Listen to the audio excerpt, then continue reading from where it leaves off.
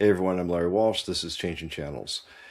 Managed services has been a mainstay of the industry for a long time. Past couple of decades, managed services has been everywhere. In fact, some would argue that it is the dominant go-to-market model in the channel today. There are thousands of MSPs around the world. Here in North America, the number is somewhere between 60 and 80,000, and there's multiple more as you go around the world in different regions. And managed services continues to grow, but it is a model under pressure. MSPs everywhere are feeling the impact of inflation, the increasing in operating costs, the difficulty of dealing with businesses and vendors that are in transition, the changing customer expectations, and of course, the changing technologies. I mean, it is getting harder to be an MSP, but there's still a number of the fundamentals that just make sense. And a person who's out there chronicling this every week is Greg Jones. Now, Greg Jones is the Senior Vice President of MSP Success at Kaseya, and he does this video called 1 Minute Wednesday. No matter where he's at or what he's doing, he will do a video of himself or he will do a video with somebody else that he runs into. I've done it a couple of times to just capture tidbits of good information. And Greg's been doing this for years. And at the urging of MSPs that he works with, he has compiled this into a book called The Best of 1 Minute Wednesday. And I've read this book. This book is chock full of great pieces of advice and experience, practical, actionable pieces of information in a very consumable format. And best of all the proceeds from this book are going to charity. This is one of the things Greg is very passionate about. And he's not just passionate about managed services, but he's also passionate about giving back to his community. So we decided to have Greg come on and talk to us about why he wrote this book, tell us more about 1 Minute Wednesday, and talk about the state of managed services today. This is Changing Channels. I'm Larry Walsh. Let's get into it.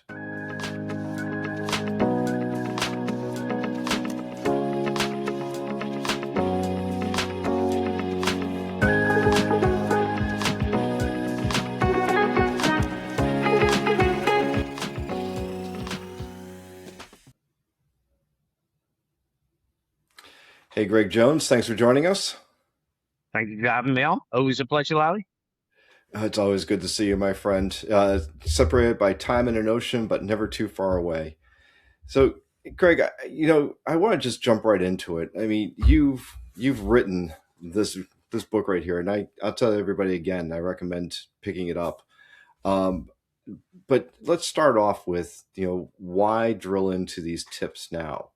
You've been an MSP. You're in charge of the MSP experience at Kaseya, working with MSPs from across Europe and in North America. But why now? Why is it important to put this information out to the world? Yeah, so that's a really good question, Larry. And for me, it's always about giving back genuinely in terms of the MSP community have supported fully my career and always been there for me. I spend my life on the road. I see MSPs more than I see my family and my friends and consider them kind of my life on the road. And when I come over from the MSP world into the vendor world, I always said, I'm not going to go into a numbers role in terms of owning a number or a target and be focused on sales. If I'm going to come over into the vendor world, it needs to be about genuinely helping MSPs, giving back and doing things to others. And about 6.5 years ago, I started the first ever 1 Minute Wednesday recording. And that was because I heard the tip off somebody that it was gold dust. And I thought, how am I going to get this out? And the only way I knew possible quickly then was to pick up the camera, record a 1 minute tip and post it online. And then it become a bit of a thing, 1 Minute Wednesday. And each Wednesday, religiously, whether I'm in work, whether I'm on PTO, vacation, or it falls in a holiday, I still post a tip, whether it's from me or whether it's somebody coming off stage, another MSP, another vendor, and it really gained popularity then. It really falls below 5,000 views online each week, which is really, incredible, really, the growth. And a lot of MSPs have said for a number of years, hey, you should collate this into a book. Uh, First thing that popped into mind was, hell no, I've got enough work to do, and that's not my forte. Um, and I set myself a goal of 3 months to get this book done. And 2.5 years later, guess what? The book popped out the back end. So that's really how the book journey started. I didn't set out to create a book. It was more I was being asked time and time again. And I thought, hey, why not? And it's tied to an incredible charity that I'm really passionate about. So, so yeah, it's been incredible. Well, I'll tell you what, we're going to come back to the charity, but I do want to tell everyone again, if you haven't seen Greg's 1 Minute Wednesday videos, they really are great. Just a short format, the right amount of information coming at you consistently. I've done it a couple of times with Greg, and it's always fun. I mean, Greg, you not only is it good information you put out there, but it really is. You make it look easy, and you have a good look to it as well.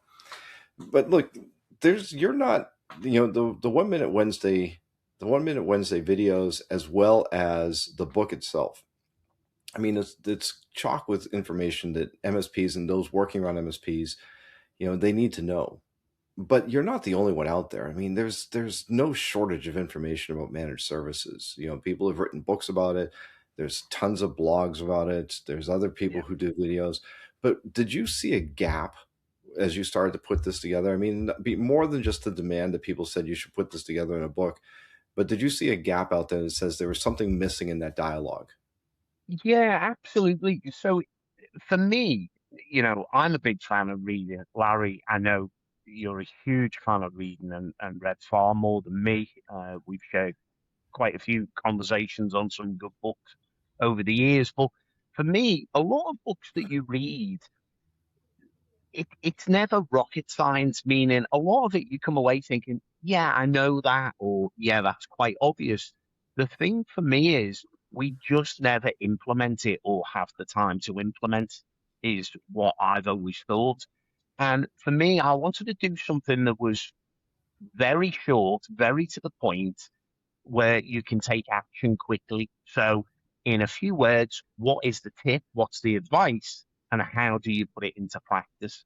And also a place where you can pick the book up and go to anywhere and get a tip really quickly. You don't have to be, 100 pages in and be committed.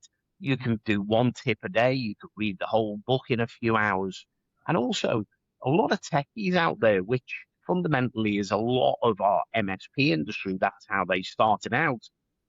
You know, they don't like reading huge amounts, or even possibly some might be on the spectrum. This is a book you can pick up, one tip, you don't like it, go to the next.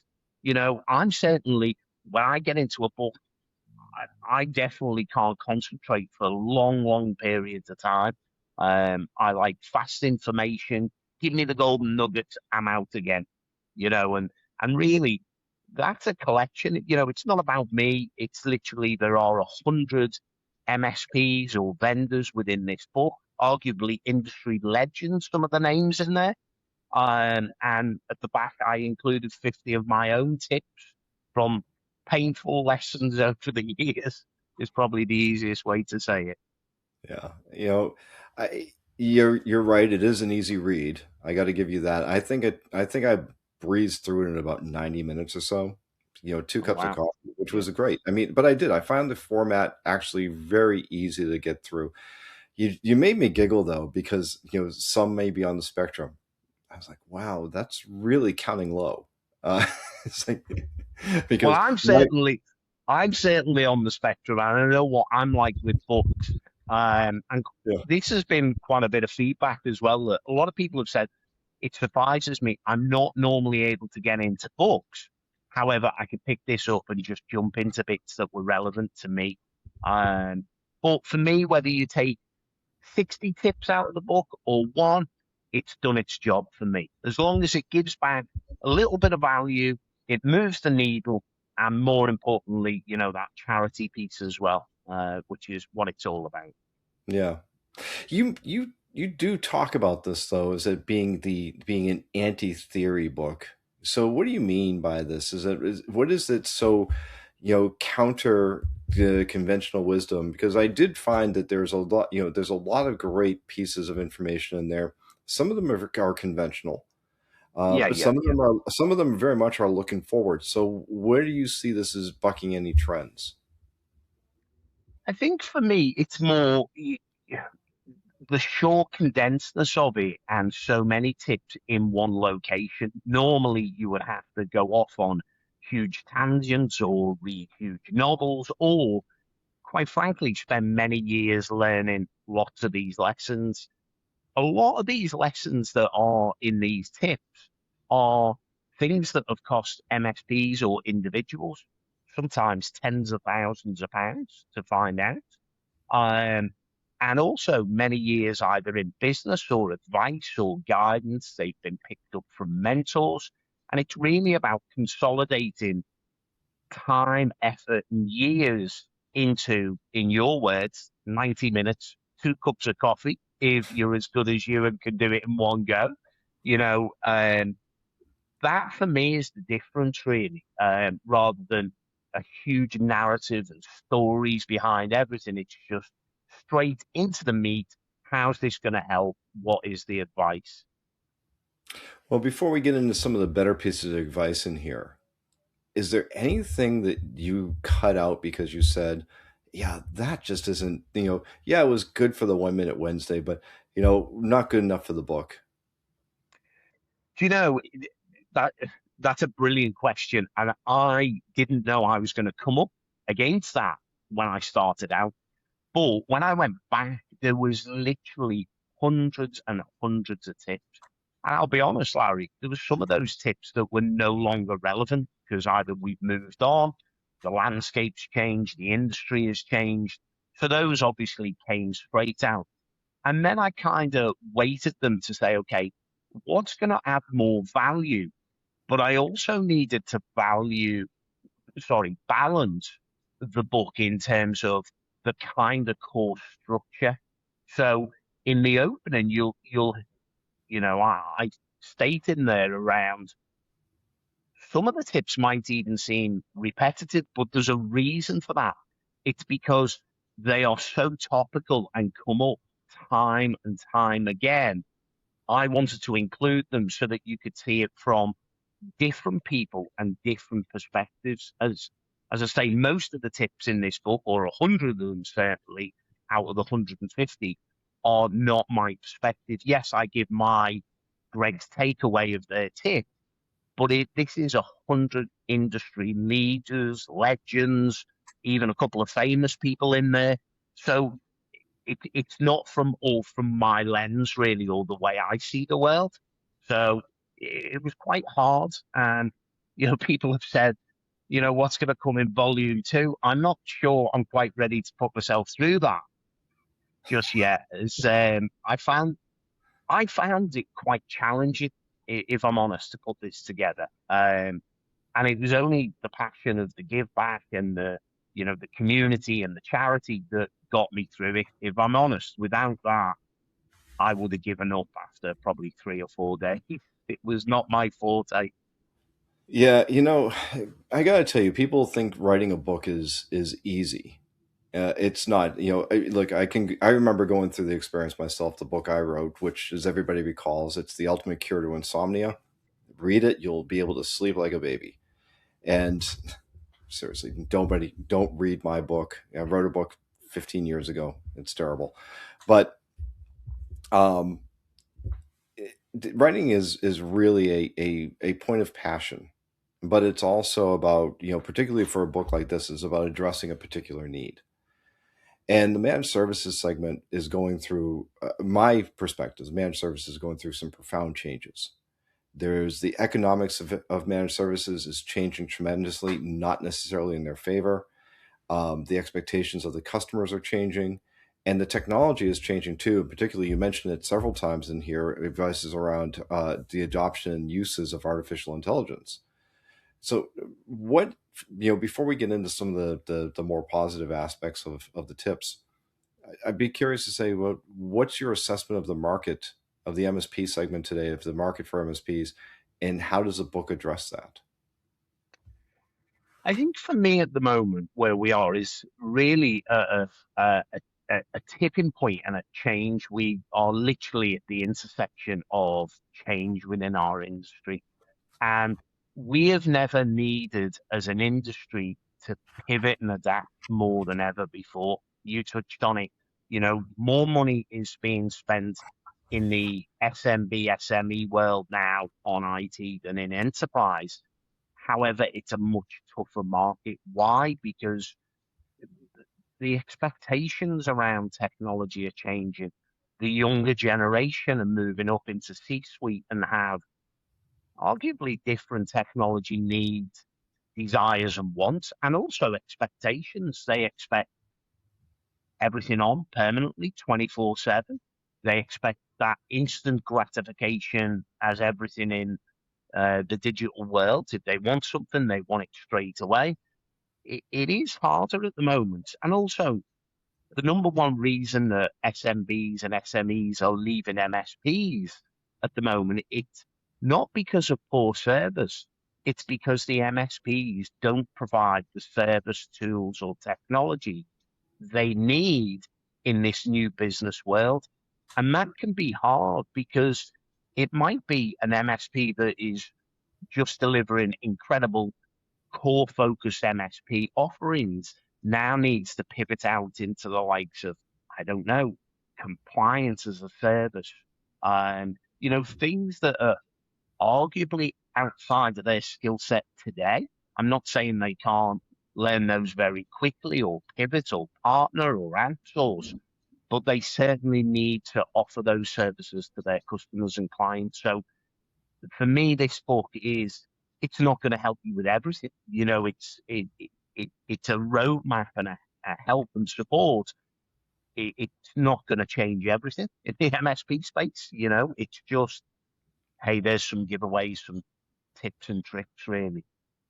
Yeah, I find I find those that, as I was reading the best of 1 Minute Wednesday, that some of the things in here really are, as you said, actionable. There's immediate takeaways. Either as if you're a practitioner like yourself that's trying to work with MSPs, there's some things that in here that you should know that you can take out into the field with you. And if you're an MSP, there's some things in here to give you better situational awareness. Are there a couple that stand out to you that you said, yes, if I read one thing or two things out of the best 1 Minute Wednesday, these are the things everybody should key in on? You know, that's a hard one to answer, Larry. And I say that I've been asked that recently a number of times, and it is quite hard because it depends on each MSP where they're at on their journey or their business operational maturity level. However, what I would say is there are some in there that are gold irrelevant where you are on your journey. So things like a few tips, certainly planning and preparing for events to make sure you get the best ROI and how you cascade that information back down when you come back into the business is always gold no matter what size you are. There's a tip in there talking about making sure you plan for a downturn before you need it in terms of making sure you have credit lines available to you should things pivot overnight. We've seen this a number of years ago, what, 5, 6 years ago with COVID. Overnight, industries changed, certain credit lines dried up, certain industries, hospitality, struggled. Not all of it, but some of it boomed. But, you know, things like that, there are golden nuggets. And then obviously, of course, there are always tips around sales and marketing because for me, I say to all MSPs, we should be focusing on sales and marketing. That for me is key. Yes, I get we're an IT business, but if you can try and think of it as the IT business is separate or secondary, we're a go-to-market business, or we should be a go-to-market business first if you're looking to grow, expand, because you're never going to be perfect. You're always going to have churn. The best way we can do is keeping that funnel, keeping sales flowing in, really. So yeah, there are absolutely a couple of nuggets that are my favorite over others. But there's just so much good content from there. I will tell you is that the two that you just referenced, I really did key in on because it one of the things that I often wonder when you and I go to a lot of events and Yeah. we end up seeing we meet people from all over the world, which I think is great. We get to have great interactions, great conversations, but I often see many of the same people at the same events over and over. And they kind of walk around aimlessly. Oh, I might pick up this, I might do that. But to go in with that plan, I'm like going, really, it came across, to me as like, yeah, some people might read that and say, well, that's pretty fundamental. But it's like sometimes I find the fundamentals are often the things that are missing in the big stone standing in the way of these MSPs. Greg, I want to, with the time we have left, I want to talk a little bit about the charity this is attached to. Now, you not only did you write this book, you produced it. So this Yeah. is all yours. There's not an intermediary between you, so that you can give it to all the proceeds from this are going to charity, specifically a hospital. Talk a little bit about the your involvement with that and why it means so much to you. So for me, it was about much more than the book itself. It was about the bigger cause. And for me, Older Hate Children's Charity has always been really close to my heart. I first attended when I was back on the MSP side of the fence, probably 8, 9 years ago, a networking event at a charity um, called Older Hay Children's Charity that supports Older Hay Hospital, which is the largest hospital in EMEA for children. It serves over 330,000 children and their families each year. And it was a behind the scenes tour of their back cave, and I was really intrigued as to, in brackets behind Batcave, it had innovations room, and it just got me intrigued. So I attended this event, and I don't quite know what I was expecting, if I'm honest, Larry, from a Mm, Batcave. And when I went in, it was very siloed in terms of in the Batcave, different technologies. And when we went in, we had a talk from one of the leading surgeons who told us about what the hospital do, the evolution of healthcare, and how technology is really helping excel them in the market. And you could follow the journey of a little girl, and it showed all of their scans. Then they 3D printed, say, a heart, and the surgeon could touch it, feel it before they operate it, so that it's not like for like, but they could feel and have a look. They could turn all of the scans into virtual reality and augmented reality. So you could walk down, say, the aorta, the main artery going into the heart, and actually see the blockage so that they got a deeper understanding before the surgery and there was more risk, i.e., a child was opened up on a table. And literally that day stopped me in the tracks. I don't have children myself, um, but it stopped me in my tracks around how technology was having such a profound impact on children and families in my local area. They're based in Liverpool, and I'm only about 45 minutes outside of Liverpool. And from that day, I knew I wanted to give back and do more with them. I become a business ambassador within a few weeks, opening doors for funding and sponsorship and donations. And really, it's evolved from there. So when I come up with the idea, or should I say, when I was persuaded into the idea of making it into a book by the community, I was not doing it for anything around financial reward or anything else. It was only right that I linked it to the charity. All of the profits go to charity, all go to older age children's charity. So, um, yeah, that's the reason basically, and why I'm so passionate about them. That's fantastic. It's a great cause for behind this as well. So I want to ask you because every great rock band or every great performer not only has a greatest hits album, they typically have multiple ones. I think Elton John's up to 12 at this point. So you mentioned Volume Two. What's the future of 1 Minute Wednesday as the video? Is that something that's just going to continue on? Yeah, I think so. Providing we still get high views, as I say, it very, very rarely drops below 5,000 views a week. I'll still put content out there. I try where possible to always bring others in. It's not about me. The tip could be I've heard it from someone, we've implemented it. I usually try and catch as well a very diverse portfolio of people. It could be somebody famous coming off stage who's been a keynote and I'm backstage and I manage to grab them on before the assistant wrestles me to the ground, or it might be an MSP owner, it could be an industry veteran, or so. Yeah, I'm going to keep sharing until it drops off or people are fed up.